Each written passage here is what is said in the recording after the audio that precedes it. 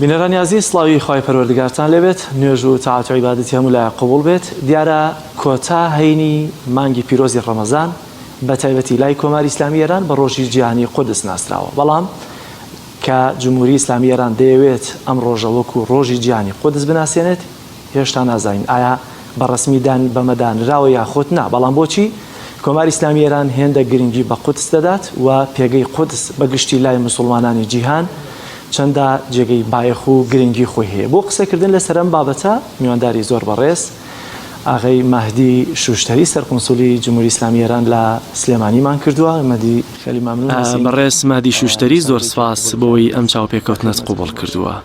بسم الله الرحمن الرحیم. بە ناوی خۆی بەخشندەی میهرەبان.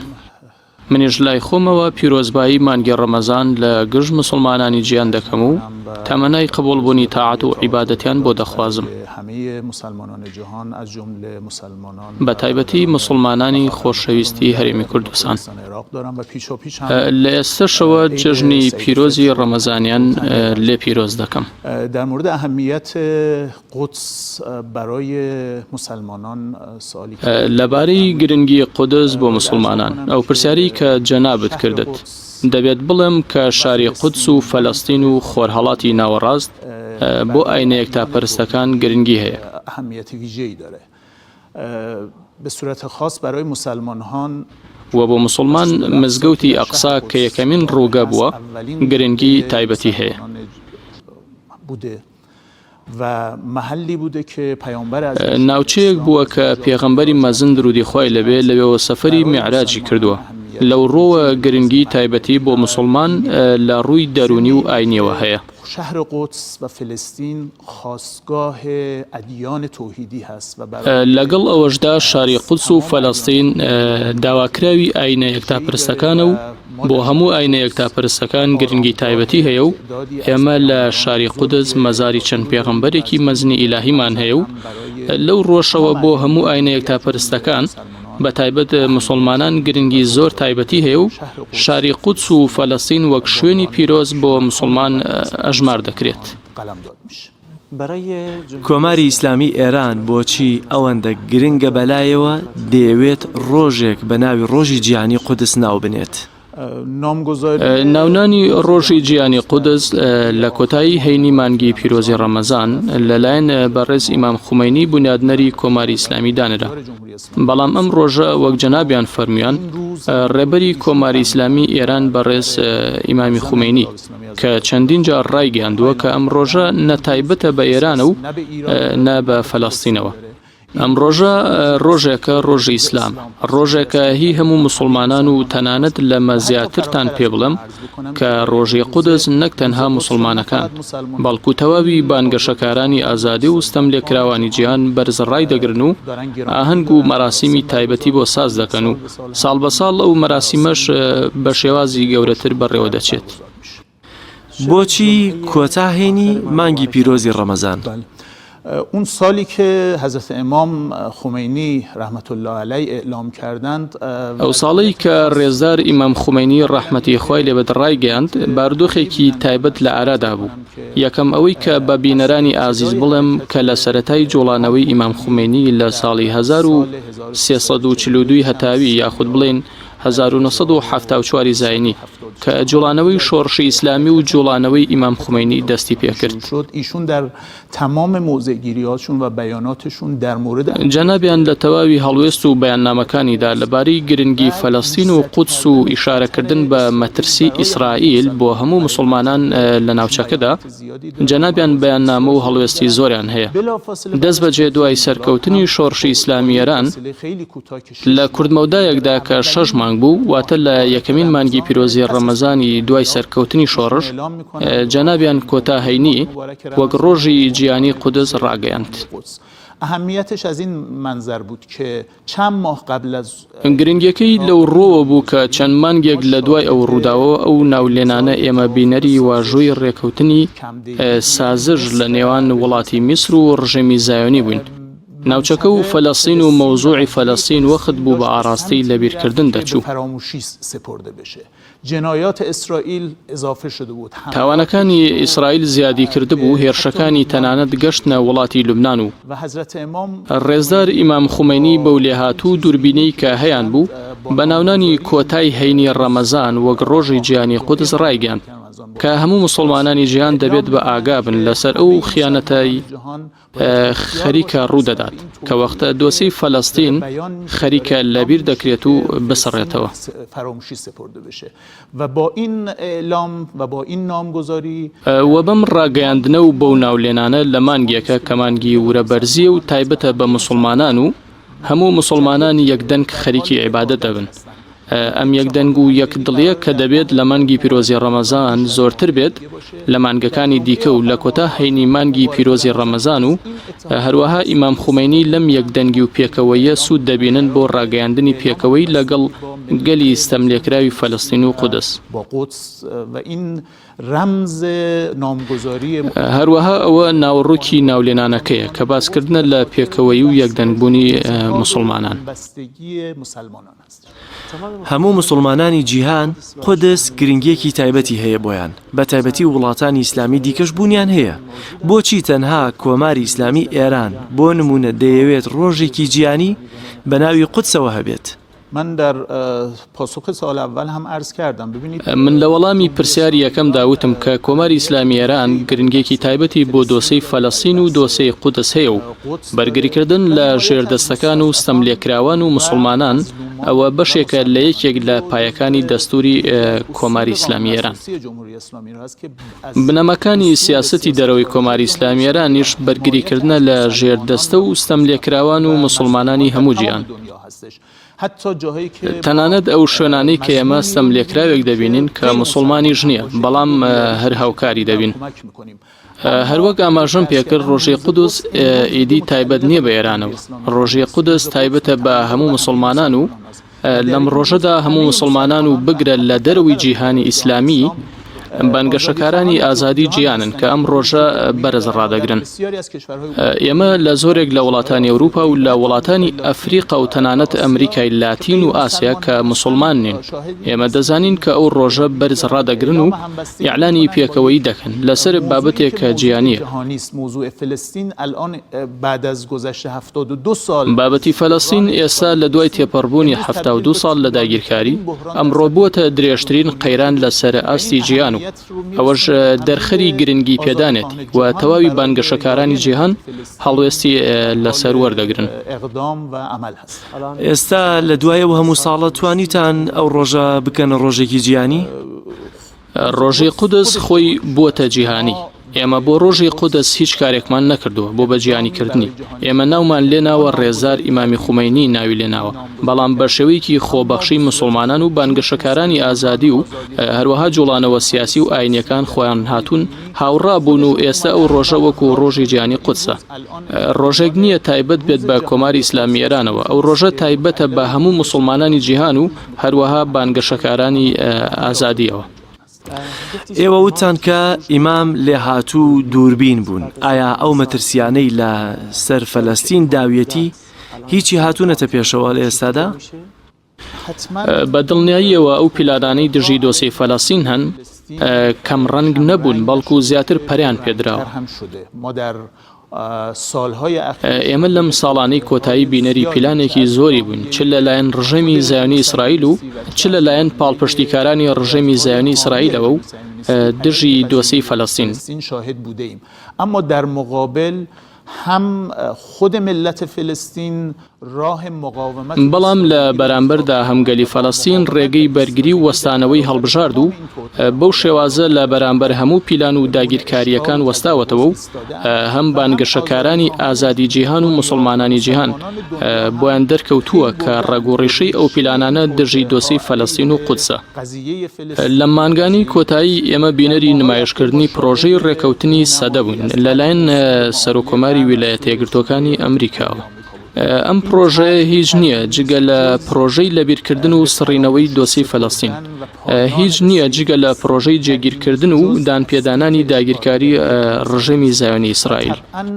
نه فلسطینی ها و نه هیچ کدوم از مسلمان ها این رو نمیتوانند بپذیرند. بە دڵنیاییەوە نە فەلەستینیەکان و نە هیچ کەس لە مسلمانەکان ناتوانن ئەوە قبول بکەن کە دەوڵەتی ویلایەتە یەکگرتووەکانی ئەمریکا و سەرۆکۆماری ئەمریکا بێن و بڕیار بدەن کە چارەنووسی ئەو دۆسیەی کە زیاتر لە 70 ساڵە بوونی هەیە و لە پێناویدا جەنگاون و گەلی فەلەستین شەهیدیان لە پێناودادا و گەلانی ناوچەکە لە بەرامبەر ئەو خوی دەستدرێژیکردنی ڕژێمی داگیرکار بە دڵنیاییەوە ئەو گەلانەی ناوچەکە و خودی گەلی فەلەستین لە تەواوی جوڵانەوە سیاسی و تەنانەت ئەو جوڵانەوانی کە لە 3 دەی ڕابردوودا ڕێگەی گفتوگۆکردن لەگەڵ ڕژەمی داگیرکاریان گرتەبەر ڕایانگەیاندووە کە ڕێکەوتنی سەدە پرۆژەیەکە کە مەحاڵە هیچ فەلەستینیەک قبوڵی بکات. لە ئێستادا ئێران لەسەر باڵیۆزخانی ئەمریکا لە قودس چی ئەڵێت؟ ما انتقال سفارت امریکا به قدس رو ئێمە گواستنەوەی باڵۆزخانەی ئەمریکا بۆ قودس بە توندی ئیدانەمان کردووە.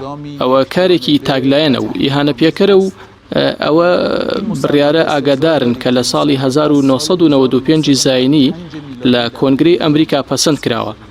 بەڵام هیچ کام لە سێ سەرۆکۆمارەکانی ڕابردوو ئەو بڕیاریان جێبەجێ نەکرد. بەڵام سەرۆکۆماری ئێستای ئەمریکا بەڕێز ترامپ دێن و ئەوەی ئەعلان دەکەن لە کاتی پرۆژەی ڕێکەوتنی سەدە کە بڵاوی کردوتەوە و دەیەوێت کۆی گشتی دۆسەی فەلەستین بسڕێتەوە و کۆتایی پێ بهێنێت. بسپاره و مختومه اعلام بکنه.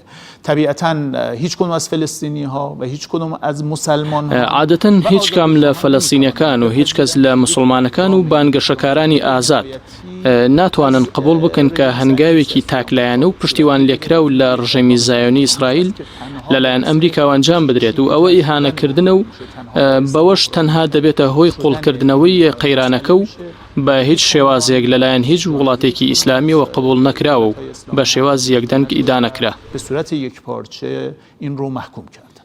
بپرسم آیا پیامدهای انتقال سفارت ئەمریکا به قدس و معاهده بپرسم ئایا گواستنەوەی باڵیۆزخانەی ئەمریکا بۆ قودس و ڕێکەوتنی سەدا چه گرنگیەکی هەیە لەوەی گەنجان بە ئاگا و هوشیار بن و کاردانەوەیان هەبێ بە تایبەتی وڵاتانی ئیسلامیش؟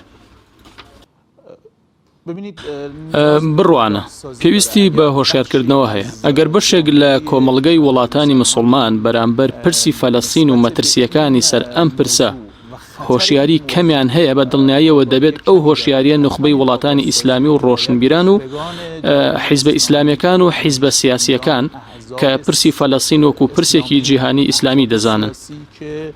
قودس خاڵی هاوبەش و درەوشاوی ژیانی ئیسلامیە. خاڵی هاوبەش و بەشێکی هاوبەشی کۆی گشتی جیهانی ئیسلامیە. لەمڕۆوە دەبێتە واجب بە سەرشانی نخبەی جیهانی ئیسلامی و حیزب و جوڵانەوە سیاسیەکان و بە تایبەت جوڵانەوەی ئیسلامیەکان و کەسایەتی و زانەکان و مامۆستایانی زانکۆ کە ئەم هۆشیاری و ڕۆشنبیریە بەرامبەر بە ئەو مەترسیانەی بۆ پرسی فەلەستین و قەیرانی داگیرکاری فەلەستین خەریکە ڕوودەدات. بە دڵنیاییەوە ئەو بەرپرسیارەتیان دەکەوێتە سەرشان و دەبێت جێبەجێ بکەن. ئەم سڕینەوە چه مەترسیەکی هەیە سڕینەوەی دۆسیەی قودس؟ بحث فلسطین بحث محوری جهان اسلام هست. فراموش کردن این قصه یعنی این که ما بپذیریم یک رژیمی که به صورت جعلی نامشروع و طی یک بابەتی فەلەستین خاڵی کۆکەرەوەی مسلمانانی جیهانیە. سڕینەوەی ئەم بابەتە واتە ئێمە دەبێت قبوڵی بکەین کە ڕژێمێک بە شێوازێکی ناشەرعی و ساختە بە پیلانێکی زایۆنیزمی داگیرکار لەدەی چلی سەدەی ڕابردوو لە ناوچەکە لە ناودڵی جیهانی ئیسلامدا کە ڕژێمێکی ساختەیان دروست کردووە قبوڵی بکەین کە جێگیر بکرێت و شەرعەتی پێ بدرێت و عادەتەن لەسەر بنەمای فکری زایۆنیزم ڕژێمی زایۆنی بە بەشێکی بچووک لە ناوچەکە ڕازی نابێت. دروشمی ناوداری لە نیلەوە بۆ فڕاتیان هەیە گەرچی لە ئەنجامی بەرگری کە گەنجانی ئەو ناوچێ و فەلەستین و گەنجانی وڵاتانی دیکەی ئیسلامی هەیەن بۆ لە ساڵانی ڕابردوو بینیمان کە لەو دروشم و ئامانجانی کە هەیەیان بووە پاشەکشەیان کردووە. نمونونەکانی وەک پاشەکشەکردنیان لە جنوبی لوبناان وەک پاشەکشەیان لە کەناراوەکانی غەزە و دروستکردنی ڕاگری جیاکەرەوە و لە کەناراوەکانی خۆرئاوە. ڕژەمی زایۆنی هیچ مەرز و سنوورێکی بۆ خۆی دانانێت، بەڵام ناچار بووە لە بەرامبەر بەرەی بەرگریکردندا بێت و ئەو ڕاگرانە دروست بکات. ئەمانە بەرهەمی ئەو بەرگری و وەستانەوەیە، بەڵام ئەو مەترسی هەیە کە ئەگەر جیهانی ئیسلامی هۆشیار نەبن و ئەو گرێ شێرپەنجەیەش جێگیر بکرێت لە ناوچەکەدا. بەدڵنیاییەوە دروشم و ئامانجەکانیان ئەوان بە شوێن ئەوەوان بگەن پێیان کە هەر ئەوەش لە بابەتی فەلەستین ڕوویداوە. سیرکەن لە ساڵی 1940 لە بڕیاری جێگیرکراوی دابشکردنی 1970 سەدا 44 خاکی مێژووی فەلەستین تایبەت دەکەن بە دەوڵەتی فەلەستین. یەکسەر بۆ ساڵی 1948 دوای کەمتر لە یەک ساڵ ڕژەمی زایۆنی جەنگێک لە دژی فەلەستینیەکان دەست پێ دەکات و دوای ساڵی 1967 بەشی فەلەستینیەکان لە سەر بنەمای ئەو دابشکاریەی کە ئەو کاتەش هیچ کام لە وڵاتە ئیسلامیەکان لە ساڵی 1947 قبوڵیان نەبوو. تەنانەت ئەو بڕیارە جێگیرکراوی کە بڕیاری جێگیری کراوی کۆمەڵی نێودەوڵەتی نەتەوە یەکگرتوەکان بوو، بەشی فەلەستینیەکان لە 44 بۆ لە 122 کەم کردەوە بە داگیرکردنی کەناراوەکانی خۆرئاوە و کەرتی غەزە.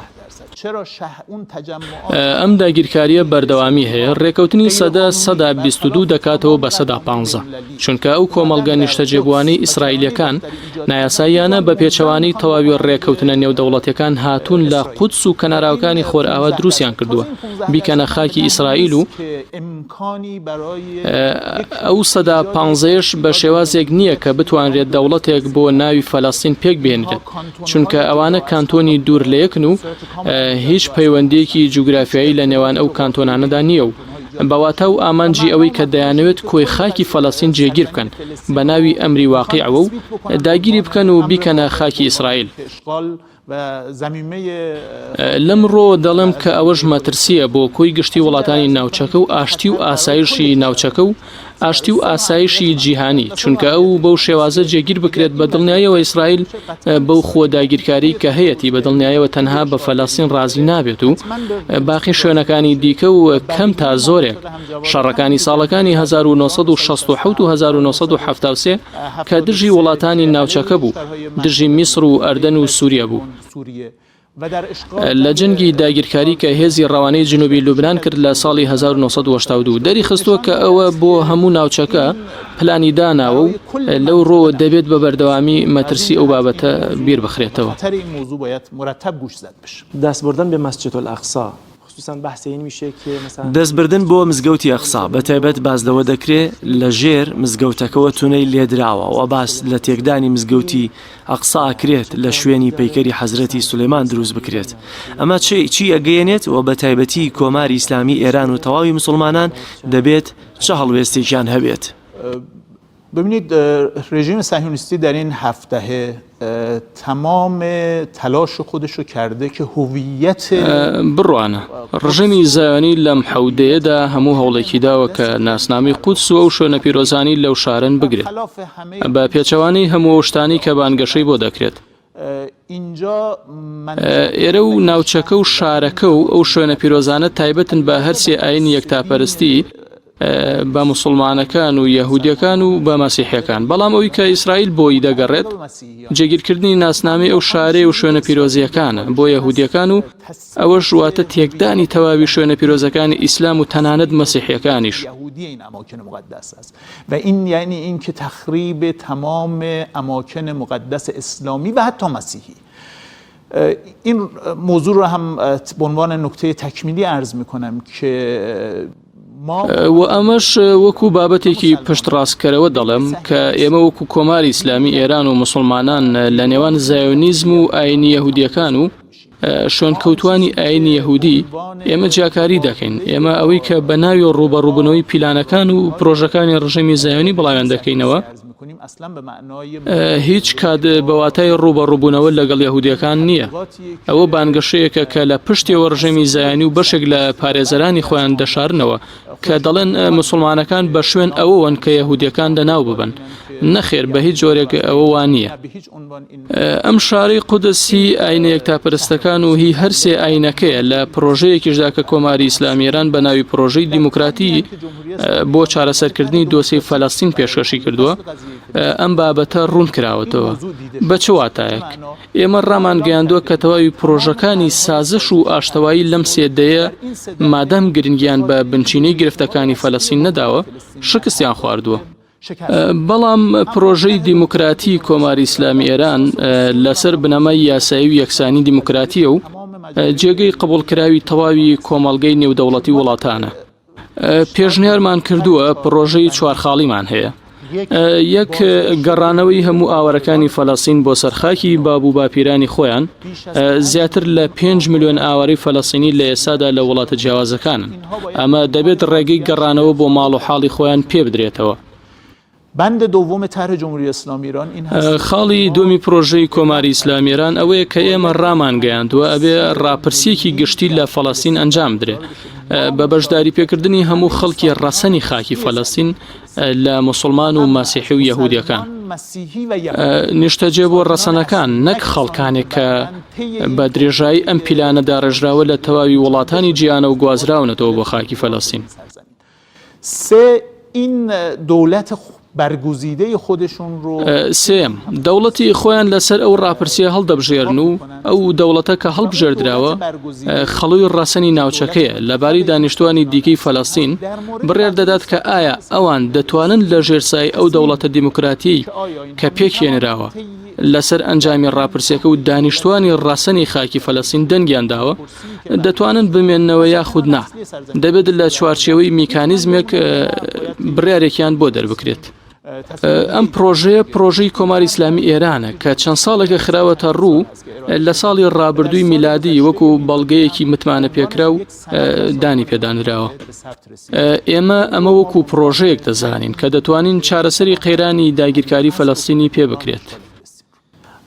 ڕووزە جانیە قودس ئیمساڵ دەرمای مبارەکی ڕەمەزان ڕۆژی جیهانی قودس ئیمساڵ لە مانگی پیرۆزی ڕەمەزان هاوکاتە بە ڕاگەیاندنی ڕێکەوتنی سەدە و گواستنەوەی بالۆزخانەی ئەمریکا بۆ قودس.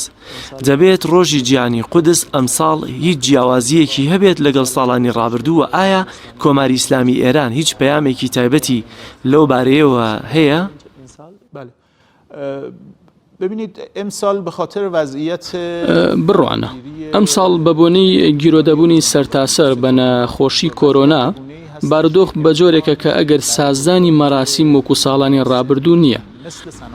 لە ساڵانی ڕابردوو ئێمە بینەری سازدانی مەراسیمی جیاواز دەبووین لە 100 وڵاتی جیاوازی جیهانی لەسەر گرنگیدان بە ڕۆژی جیهانی قودس یاخود دەربڕینی پێکەوەی لەگەڵ گەلی فەلەستین لە بەڕێوەچوونی ڕێپێوان و مێزگرد و چالاکی جیاواز.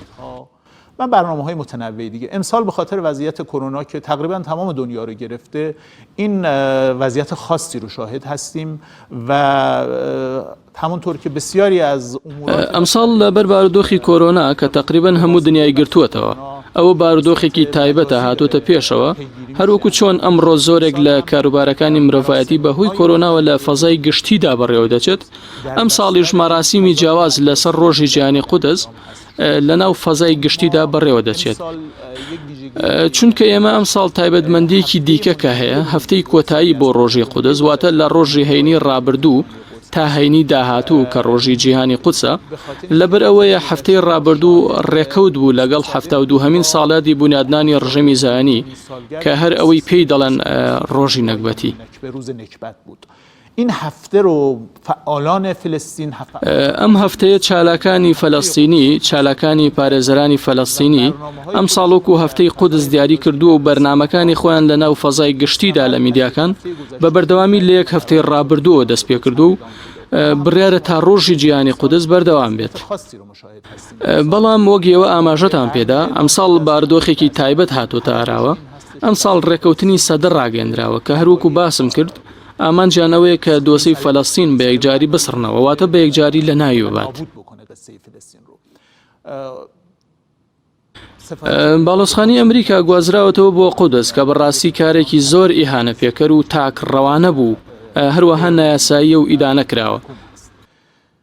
و اقدامات رژیم صهیونیستی هم مستمر ادامه دارد. مامەڵەکانی ڕژێمی زایانی بەردەوامیان هەیە دژی خەڵکی فەلەستین کەرتی غەزەب بەردەوام لە ژێر گەمارۆدایە. ساڵانێکە خەڵکی سەملێکراوی فەلەستین منداڵ و ژنان و بەتەمەنەکان لە ژێر گەماروی توندان.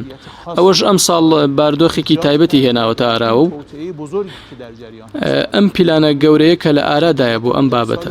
گرنگی ڕۆژی جیهانی قودس ئەم ساڵ دەردەخات دەبێت ڕاگەیاندنی مسلمانەکان و خەڵکانی هەڵبژێردراوی جیهانی ئیسلامی و زانەکان ئەم ساڵ بەهێزتر لە ساڵانی ڕابردوو لە ڕەتکردنەوەی پیلانی کۆتایی هێنان بە دۆسەی فەلەستین بن و ڕاگەیاندنی پێکەوەی دڵدانەوە لەگەڵ خەڵکی سەملێکراوی فەلەستین ئەم ساڵ دەبێت بێتە دی و بە دڵنیاییەوە. ئەوە لە تایبەتمەندیەکانی ڕۆژی جیهانی قودسە. زۆر سپاس بەڕێز شوشتەری. میێرانی عزیز ئەوەی کە بینیتان دیارە چاوپێکوتن بوو لەگەڵ سەرخۆنسۆلی جمهوری ئیسلامی ئێران لە سلێمانی وە دیارە بابەتی سەرکیشمان لەسەر قودس بوو. زۆر سپاس بۆ بینەریتان، ماڵتانەوە.